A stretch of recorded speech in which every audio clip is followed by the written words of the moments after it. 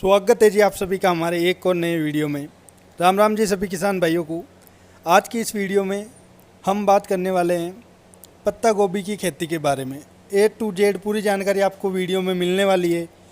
पूरे वीडियो को विस्तार से देखिएगा कि बंद गोभी की उन्नत खेती किस तरीके से आप कर सकते हैं, यानी खेती कब और कैसे करनी चाहिए, कौन कौन से खाद आपको डालने हैं, कौन कौन से रोग इसमें लगते हैं, कब लगते हैं और कौन कौन से कीटों या इल्लियों का प्रकोप इसमें देखने को मिलता है, किस तरीके से हम उसे कंट्रोल कर सकते हैं। इसके लिए आपको बस वीडियो को बिना स्किप किए पूरा देखना है। और यदि आप हमारे चैनल पर नए आए हैं और खेती से जुड़ी जानकारी रोज़ाना पाना चाहते हैं तो हमारे चैनल को सब्सक्राइब ज़रूर करें। हम खेती से जुड़ी जानकारी रोज़ाना आपको हमारे चैनल फार्मर प्रोफाइल इंडिया के माध्यम से देते रहते हैं। जैसा कि हमने वीडियो के स्टार्टिंग में बताया था कि आज की इस वीडियो में हम पत्ता गोभी की A to Z संपूर्ण जानकारी देने वाले हैं। तो चलिए शुरू करते हैं वीडियो को।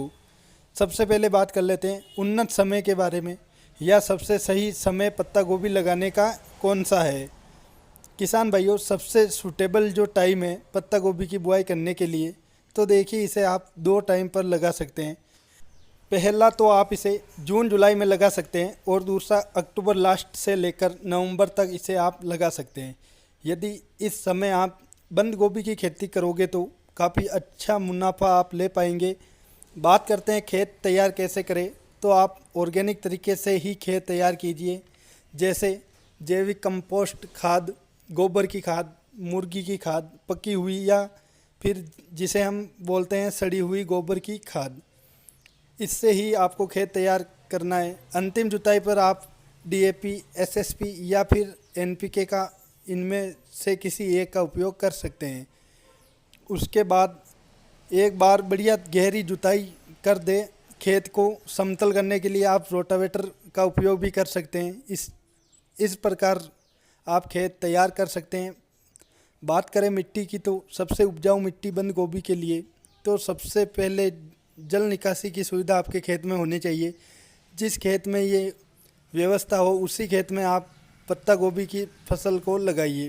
पत्ता गोभी की खेती करने के लिए सबसे उपजाऊ भूमि दोमट मिट्टी और काली पीली तथा दोमट बालू मिट्टी पर भी सफलतापूर्वक आप पत्ता गोभी की खेती कर सकते हैं। लेकिन आपका जो खेत है उसमें मैनेजमेंट बढ़िया होना चाहिए। यदि आप बरसात वाली पत्ता गोभी की बुआई कर रहे हैं तो अच्छी सुविधा जल निकासी की होनी चाहिए। मतलब कि ज़्यादा बारिश हो जाए तो तुरंत जल निकासी की व्यवस्था होनी चाहिए। अगर ऐसी व्यवस्था आपके खेत में नहीं है तो ऐसी व्यवस्था आपको अपने खेत में कर लेनी चाहिए। उसके बाद ही आप उस पर बंद गोभी की बुआई या रोपाई कीजिए।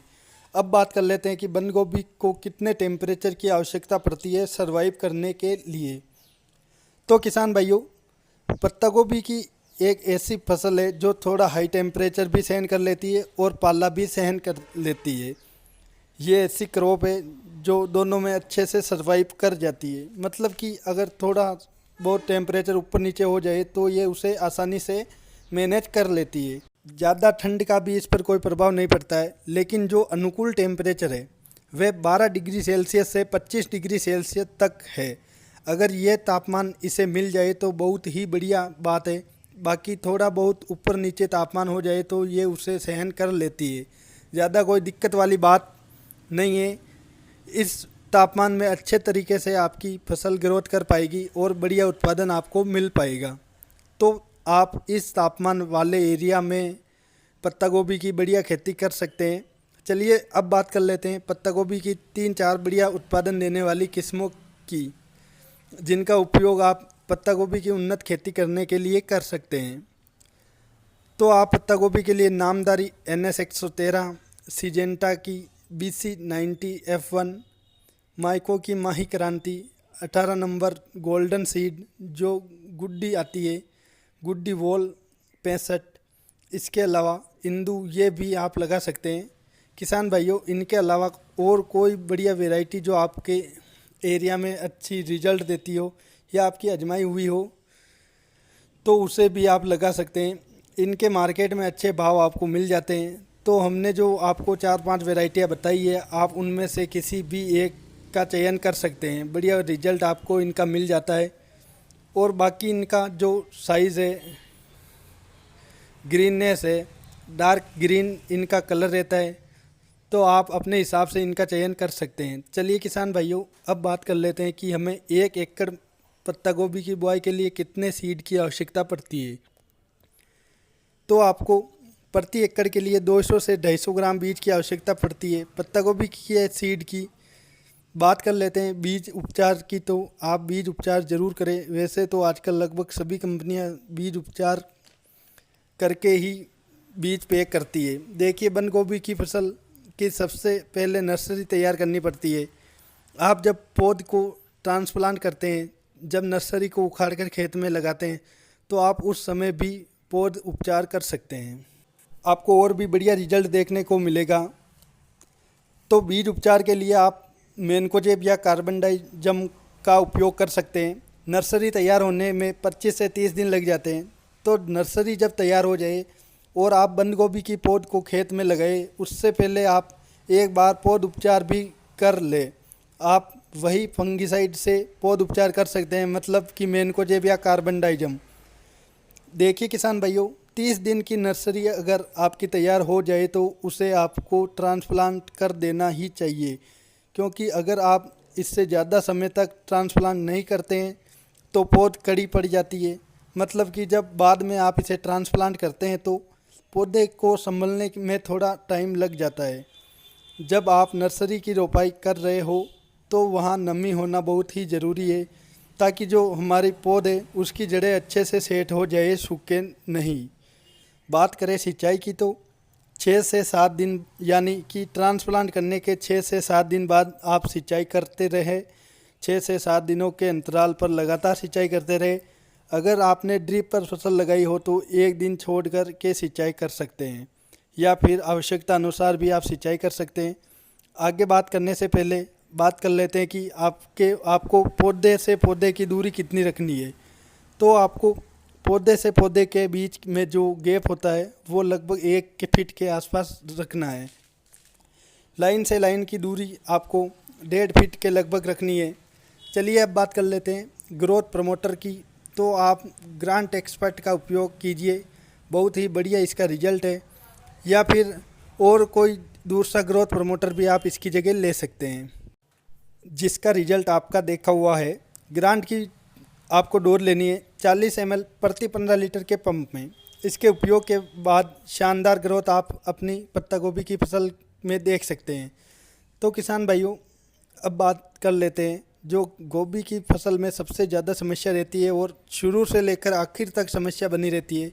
जी हाँ किसान भाइयों, हम बात कर रहे हैं गोभी में इल्लियों के अटैक की, या फिर जिसे लट भी बोलते हैं। अगर हम 2-4 दिन इनकी रोकथाम के लिए देरी कर देते हैं तो ये पूरी फसल को बर्बाद कर देती है। पूरे के पूरे पत्ते हमारी फसल, गोभी की फसल के खा जाती है। तो इनके नियंत्रण के लिए आप तो देखिए, सबसे पहले ये जान लेते हैं कि ये इल्लियाँ कितने प्रकार की होती है। पत्तों को खाने वाली इल्लियाँ, जो कि गोभी की फसल में सबसे ज़्यादा होती है। तंबाकू इल्ली, फल छेदक इल्लियाँ, तना छेदक इल्लियाँ, कई प्रकार की ये इल्लियाँ होती है। इनके अलावा रस चूसक कीट, थ्रिप्स, सफ़ेद मक्खी लार्वा, ग्रीन केबीज, इनका अटैक भी हमें देखने को मिल जाता है। लेकिन सबसे ज़्यादा जो खतरनाक है वो इल्लियों का, तंबाकू इल्लियों का, इन सब को आप एक साथ कंट्रोल कर सकते हैं। पूरी वीडियो में सबसे इम्पोर्टेंट ये टॉपिक है, तो बिल्कुल ध्यान से इसे देखना। पत्ता गोभी में पत्तों को खाने वाली इल्लियाँ सबसे ज़्यादा होती है। तो इसकी और सभी प्रकार की कीटों की रोकथाम के लिए जो पीआई कंपनी की ब्रोफेरिया आती है, जिसके ऊपर हमने अलग से वीडियो भी बना रखा है, आप हमारे चैनल में जाकर देख सकते हैं। तो ब्रोफेरिया का स्प्रे आपको अपनी पत्ता गोभी की फसल में करना है। चाहे किसी भी प्रकार की आपकी क्रॉप में जो लट है या इल्ली है वो ख़त्म हो जाएगी, और इसका जो रिज़ल्ट है वो भी 15 से 20 दिनों का, जो कि काफ़ी बढ़िया लंबा रिज़ल्ट है, आपको मिल जाता है। डोज की बात करें इसकी, आपको इसकी डोज लेनी है प्रति 15 लीटर के पंप में मात्र 5 ml। अगर शुरुआती स्टेज में आपकी क्रॉप में यानी 10, 15, 20 दिन की क्रॉप में इल्लियों का अटैक हो जाए तो आप इसकी डोज को आधी करके भी स्प्रे कर सकते हैं। तो भी आपको 100% रिजल्ट इसका मिल जाता है। या फिर आप शुरुआती स्टेज में हल्के टेक्निकल का प्रयोग भी कर सकते हैं। इसके लिए आप पहले स्प्रे में रोगोर आती है, उसका स्प्रे भी अपनी फसल में कर सकते हैं। आपको काफ़ी बढ़िया रिजल्ट इसका मिल जाता है। या फिर आप प्रोएक्टिव, जिसके अंदर इमामेक्टिन बेंजोएट आता है 5%, उसका भी उपयोग आप कर सकते हैं। पहले दूसरे स्प्रे में कर सकते हैं, बढ़िया रिजल्ट आपको इसका मिल जाता है। अगर आप ब्रोफेरिया का ही उपयोग करना चाहते हैं तो इसकी डोज आपको आधी कर लेनी है। आप 1 एकड़ के लिए 150 लीटर पानी ले रहे हैं तो उसमें इसकी डोज होती है 50 ml, तो उसकी जगह आप 25 ml भी 150 लीटर पानी में मिलाकर स्प्रे कर सकते हैं 1 एकड़ में।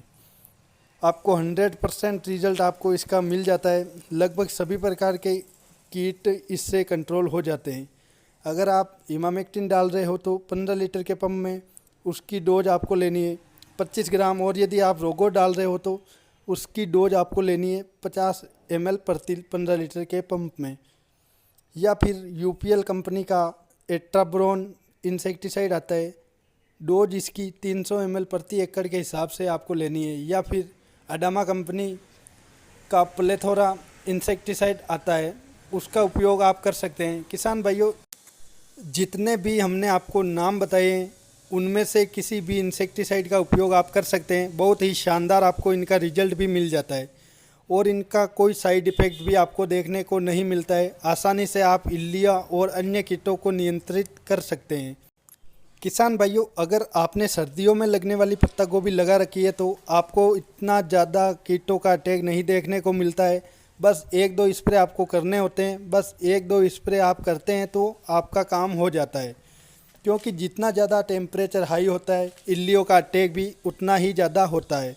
किसान भाइयों, इसके साथ साथ गोभी में एक और समस्या सबसे ज़्यादा किसानों के सामने आती है और वो है फंगस की समस्या।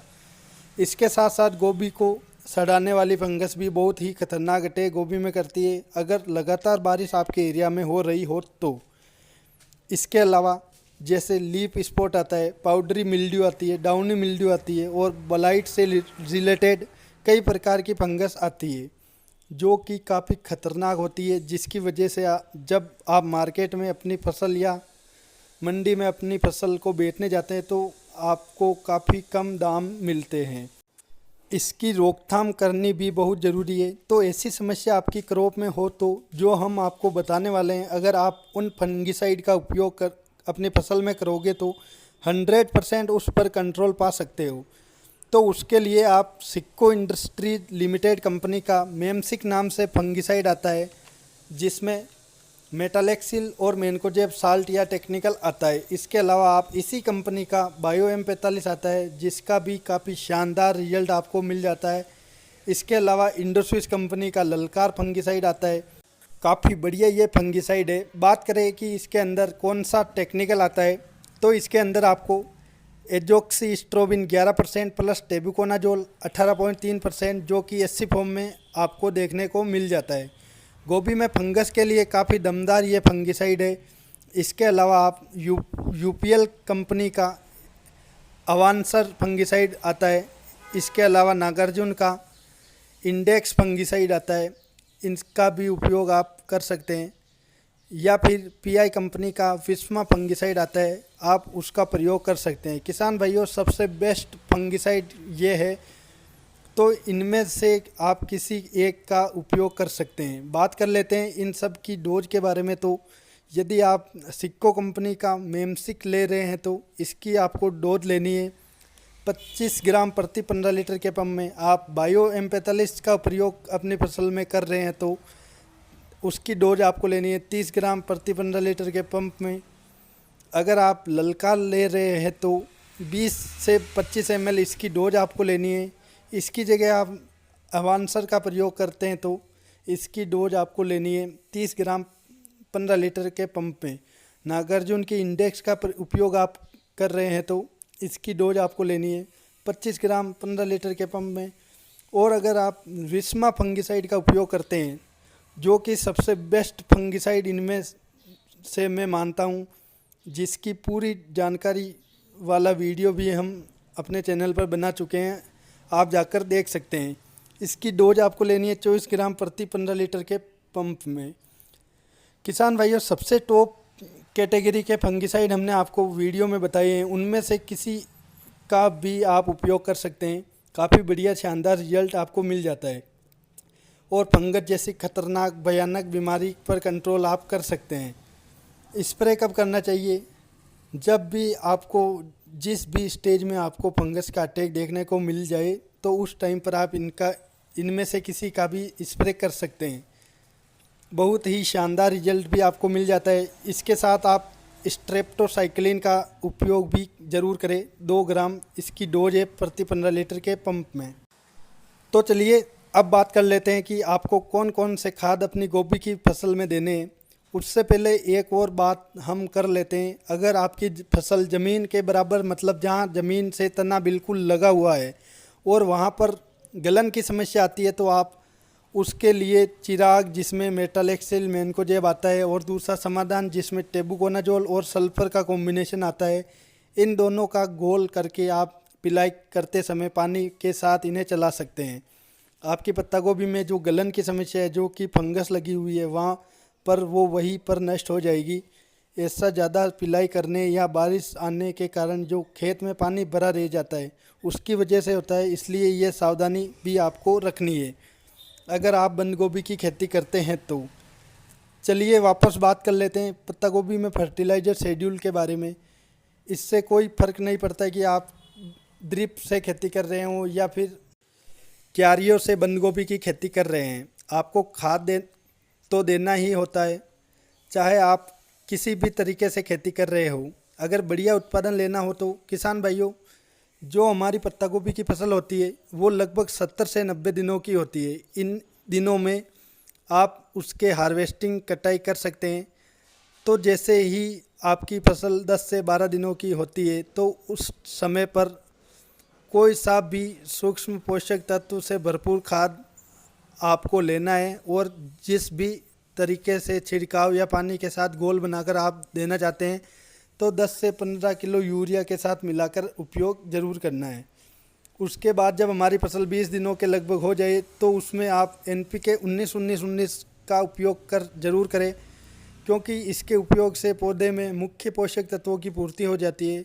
डोज इसकी प्रति एकड़ 5 किलो के हिसाब से आपको लेनी है। जब आपकी बंद गोभी 30 दिन यानी रोपाई के बाद लगभग 1 महीने की हो जाए तब आपको लेना है सल्फर 5 किलो प्रति एकड़, ह्यूमिक एसिड लगभग 2 किलो प्रति एकड़ और NPK 174400 3 किलो प्रति एकड़ के हिसाब से। इन्हें अच्छे से मिक्स करने के बाद आप अपने खेत में समान रूप से डाल दीजिए। इसके बाद 40 दिनों के लगभग हमारी क्रॉप हो जाए तो हमें लेना है NPK 05234, इसके साथ यूरिया डोज 05234 4 किलो के लगभग, यूरिया की 15 किलो के लगभग प्रति एकड़ के हिसाब से। अगर आप स्प्रे करना चाहते हैं 05234 का तो आप स्प्रे भी कर सकते हैं।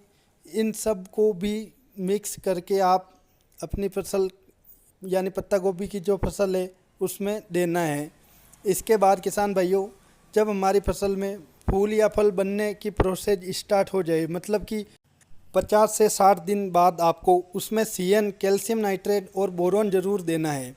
CN सभी प्लांट को एक साथ ग्रोथ करवाता है, जल्दी फल बनता है। मतलब कि किसी पौधे में फल बनने लग गया है या किसी में 5 दिन बाद बन रहा है तो CN उस गैप को काफ़ी कम कर देता है और बोरोन फल को ठोस और चमकदार बनाता है। इसलिए इन दोनों का उपयोग आपको ज़रूर से करना है अपनी पत्ता गोभी की फसल में। CN 15 किलो प्रति एकड़, बोरोन 500 से 600 ग्राम प्रति एकड़ के हिसाब से आपको ज़मीन में देना है। उसके बाद लगभग आधा फूल या फल बन जाए तब आपको NPK 0050 का उपयोग करना है। इसे आप स्प्रे के माध्यम से भी उपयोग कर सकते हैं। डोज इसकी आपको लेनी है ज़मीन में 5 किलो प्रति एकड़ और स्प्रे में 50 ग्राम 15 लीटर के पानी में। किसान भाइयों, इन सभी खादों को इस क्रम में आपको उपयोग करना है। बढ़िया उत्पादन आप ले पाएंगे अपनी बंद गोभी की क्रॉप से। यहाँ एक बात और हम कर लेते हैं, अगर आपकी क्रॉप बिल्कुल स्वस्थ है, हरी भरी है, तो आप ये डोज जो हमने आपको अभी बताई है उनकी डोज कम करके भी फसल में दे सकते हैं। और अगर क्रॉप बढ़िया ग्रोथ कर रही है और आप अगर नहीं देना चाहते हैं तो भी चल जाता है, कोई दिक्कत की वाली बात नहीं है। लेकिन अगर समय के साथ आपकी क्रॉप ग्रोथ नहीं कर रही है तो आपको इन खादों का उपयोग आवश्यक रूप से करना चाहिए, बढ़िया उत्पादन अगर लेना चाहते हो तो। बाकी किसान भाइयों, ज़्यादा मुश्किल पत्ता गोभी की खेती नहीं है। और अगर आपने सर्दियों में लगने वाली बंद गोभी लगा रखी हो तो बहुत ही कम समस्या आपको देखने को मिलती है उसमें। बाकी हमने आपको वीडियो में बता ही दिया कि कौन कौन सी बीमारियां, इस बीमारियों के लिए क्या क्या करें। अगर क्रॉप छोटी है, उसमें इल्लियों का अटैक है, तो हमने आपको इंसेक्टिसाइड बताए हैं, आप उनका उपयोग कीजिए। अगर ब्रोफेरिया का उपयोग आप उस टाइम करना चाहते हैं तो उसकी डोज आप आधी कर लीजिए। बाकी सारे रोग जिसमें फंगस की चर्चा भी हमने कर ली है, फंगस की रोकथाम के लिए आप उनका जो फंगिसाइड हमने आपको बताए हैं उनका प्रयोग कर सकते हैं। बढ़िया रिजल्ट देने वाले हमारे खुद के आजमाए हुए प्रोडक्ट ही हमने आपको बताए हैं। बाकी ज़्यादा खर्चा खाने वाली ये फसल नहीं है, कम खर्च में बढ़िया मुनाफा ये आपको देती है। इसलिए जो भी खेती आप करो तो सबसे पहले मिट्टी और उस फसल के लिए सूटेबल तापमान आपको देख लेना चाहिए, क्योंकि आजकल भेड़ चाल भी काफ़ी किसान चलते हैं। जिस फसल के भाव बढ़िया हो जाए, जिसकी मार्केट में थोड़ी हवा चल जाए, बस फिर क्या सब के सब उसी फसल के पीछे लग जाते हैं। इसलिए आप बिल्कुल भी ऐसा ना करें। फसल लगाने से पहले ये तय करें कि वो फसल आपके खेतों या आपके एरिया में सर्वाइव कर पाएगी या नहीं। अगर नहीं तो फिर सिर्फ पैसा बर्बाद करने से कोई मतलब नहीं है। किसान भाइयों, जितनी कम लागत में आप बढ़िया खेती कर सकते हैं वही आप कीजिए। पत्ता गोभी की वैरायटी भी हमने आपको वीडियो के स्टार्टिंग में बता दी है, उनमें से किसी एक को आप चुन सकते हैं। बाकी अगर आप हमारे चैनल पर नए हैं और खेती से जुड़ी जानकारी रोज़ाना पाने चाहते हैं तो हमारे चैनल को सब्सक्राइब ज़रूर करें। हम खेती से जुड़ी जानकारी आगे भी आपको देते रहेंगे। आशा करते हैं कि वीडियो में दी गई जानकारी आपको पसंद आई हो। मिलते हैं किसी नए वीडियो में, तब तक के लिए जय जवान जय किसान।